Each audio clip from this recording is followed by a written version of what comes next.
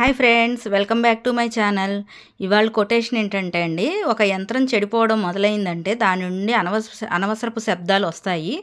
అలాగే ఒక మనిషికి పతనం మొదలైందంటే అతని నోటి నుండి అహంకారంతో కూడిన తప్పుడు మాటలైతే వస్తాయి.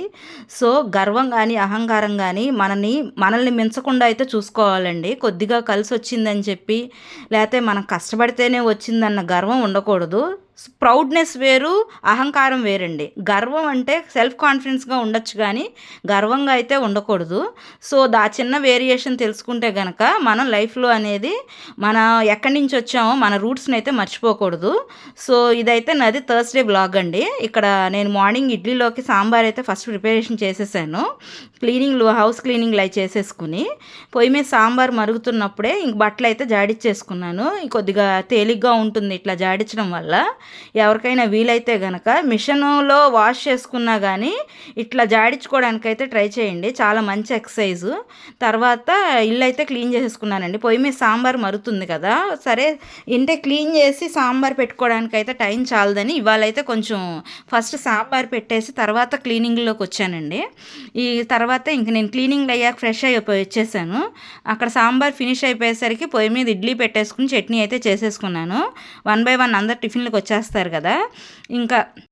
ఇంకా ఈ రెండు రెడీ అయిపోయేలోపు ఇంకా ఆడపిల్లలు కదా, మా ఇద్దరు పిల్లలు జళ్ళ దగ్గరికి అయితే వచ్చారు. మా పెద్దమ్మాయి కాలేజీకి వెళ్ళినా ఒక్కో రోజు నన్ను వేయమంటే ఒక్కో రోజు తనైతే వేసుకుంటుంది. పైన హెయిర్ స్టైల్ అయితే కొద్దిగా ఏదో పిల్లల్ని చూసి ఒకళ్ళు నేర్చుకుంటారు కదా. సో ఇడ్లీ అయితే ప్రిపేర్ చేసేసాను కదండి. ఇంక మా వారికి పెడుతూ ఇంక పిల్లలు జళ్ళు వేసేసరికి ఇంక అందరూ కూర్చుని అయితే టిఫిన్లు చేసి ఇంక వాళ్ళని పంపించేశాను.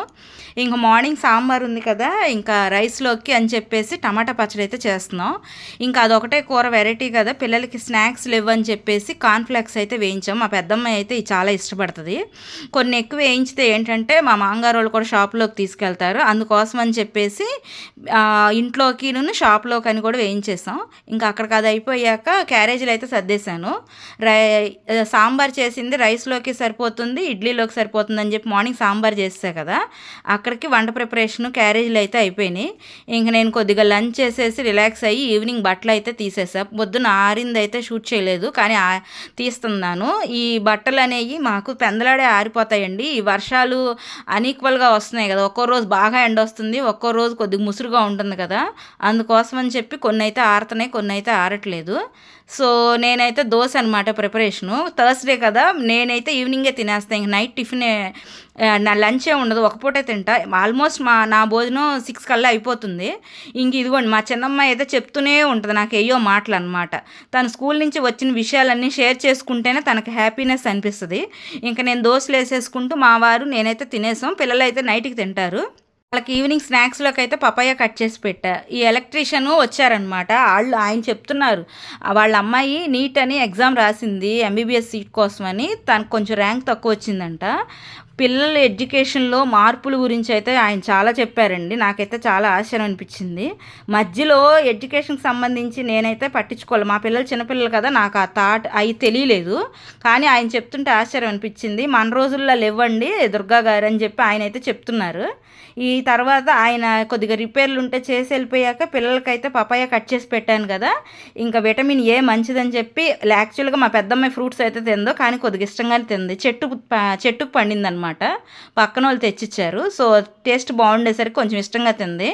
ఇంకా తర్వాత వర్కులు రాసుకుంటుంటే మా పెద్దమ్మాయి దగ్గర కూర్చుని నేను కూడా కొంచెం హెల్ప్ చేశా. ఇవి పెండింగ్ వర్క్స్ ఉంటాయి అంటే క్లాస్ బుక్స్ కొంచెం లేట్గా పెడతాం కానీ అలా కానీ ఉంటాయి కదా, ఇంకా అందుకని నోట్స్ అయితే కాపీ చేసుకుంటుంది.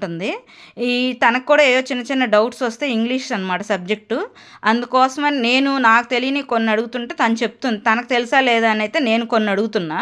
అంటే తను రాసింది కరెక్టా కాదా అని మనం తెలుసుకోవాలి కదా. స్పెల్లింగ్ ఏదో తప్పు అనిపించి కాదమ్మా కరెక్టే అనిపించింది. ఇంకా నైట్ అన్నం వండే పని లేదు, దోశలే కదా, ఇంకా ఒక్కొక్కళ్ళని వేసుకుని తినేసాక మా డే అయితే ఇలా ఫినిష్ అయిపోయింది. ఇదిగోండి మా చిన్నమ్మాయి మా పెద్దమ్మాయి కానీ ఒక్కొక్కసారి తింటూ ఉంటే నాకు పెట్టడానికి ఇష్టపడతారు. ఆ ప్రేమను మిస్ అవ్వకూడదు, వాళ్ళకి అలవాటు అవుతూ ఉంటుంది కదా అని చెప్పి నేను కూడా అది ఎంజాయ్ చేస్తాను. Bye friends.